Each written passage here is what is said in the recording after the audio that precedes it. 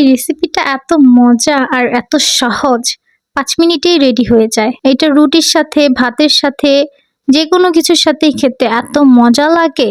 তো চলুন 5 মিনিটে আমি আপনাদেরকে এই রেসিপিটা তৈরি করে দেখাই।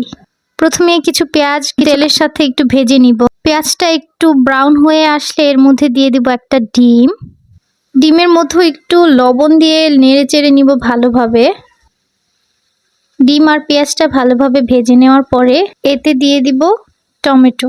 এখানে আমি দুটো মাঝারি সাইজের পাকা টমেটো দিয়ে দিয়েছি আর একটা কাঁচা টমেটো দিয়ে দিয়েছি।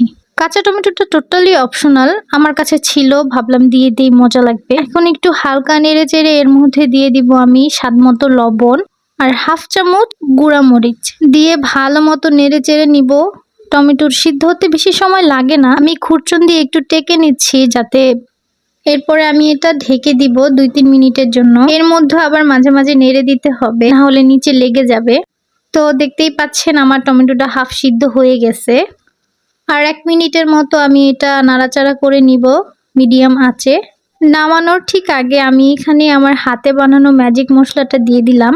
আর এই মশলাটা আমি নিজের হাতে বানিয়েছি, এটা যে কোনো রেসিপিতে দিতে পারি, তো সুন্দর স্মেল হয়। আর আপনাদের কাছে যদি ম্যাগি মশলা থাকে সেটা দিতে পারেন, হাতের কাছে যদি ধনিয়া পাতা থাকে সেটাও দিতে পারেন। তো এই তো তৈরি হয়ে গেল আমার ফাঁকিবাজি রেসিপিটা। 5 মিনিটেরও কম সময় লেগেছে।